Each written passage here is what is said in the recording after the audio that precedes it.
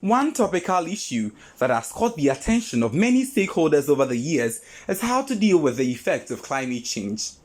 Its negative impacts, such as droughts and flooding in both rural and urban areas, as well as its dire effects on fisheries, forestry, tourism, and agriculture, are hindrances affecting development, particularly in Africa.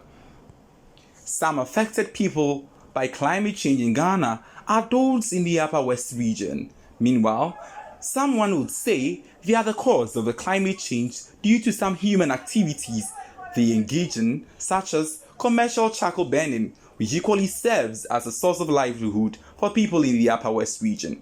Speaking at the climate change networking event, a conference held and organized by the deputy head of Netherlands Embassy in Ghana, Ms. Keja Lesser, climate change lead NDC implementation, Dr. Tutu Benefoh, noted that studies indicate those affected by climate change are the most vulnerable in farm layer level. He further underscored the need for the implementation of the NDC's 47 measures to combat activities which cause climate change. If you take the figures from the Grants and Scar Service, it is the most poorest.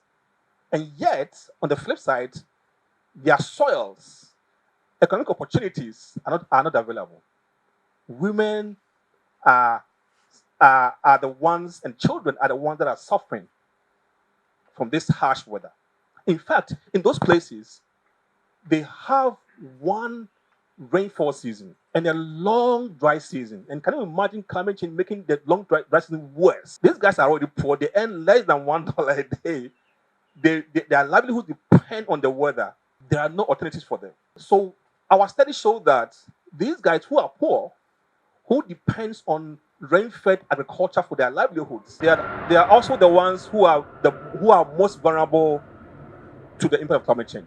So when you do about 5 layers in where I school in IT NSKD, we were taught how to develop layers. I'll develop the poverty layer, I'll develop the climate change impact layer, I'll develop the rainfall change layer. And you realize these guys are facing multiple risks and somebody must take action. So I'm saying that the manifestation of the change in climate change as it's been confirmed by the IPCC report is not only happening at the level of the globe, it is manifesting at the farm gate level, at the community level, that somebody must take action. That notwithstanding, on his part, lecturer at the Institution of Environment and Sanitation Studies, Professor Chris Gordon, warned that if stringent measures are not taken, Ghana's cocoa and other agricultural crops which serve as a source of income for the country will be affected. Go back to 2000 when we had something called NCAP, Netherlands Climate Adaptation Project, which came out with the first comprehensive study by sectors of the impact of climate change on Ghana. Speaking exclusively to Adwa TV, he maintained that felling of trees has become more rampant in the country. He further urged Ghanaians to take a clue from what is happening in South Africa in regards to increasing temperature and changes of patterns that parts of Africa is experiencing as a result of climate change. Some stakeholders who were present spoke exclusively to Adwa TV. Gases around 1996. And that was because we started cutting down too much of our forests.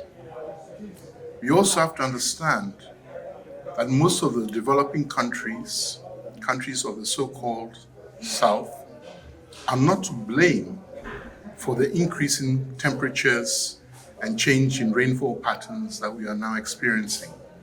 Because we, as a result of our development, never produced that much carbon dioxide. Unfortunately, it is those same nations who did not contribute to climate change who are the ones who are going to bear the brunt of the climate disaster that we are facing. So as has been mentioned at this event, we have a situation where rainfall patterns are no longer as they were. The start of the rainy season is an unknown. The length of the rainy season, nobody knows.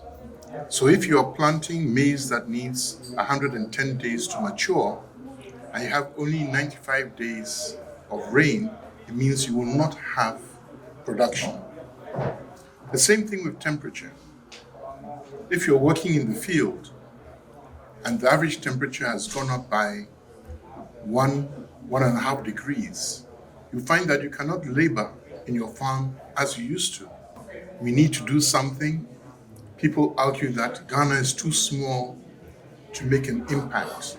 But we are in a situation now where even a tiny drop can have an impact on how our next generation is going to survive.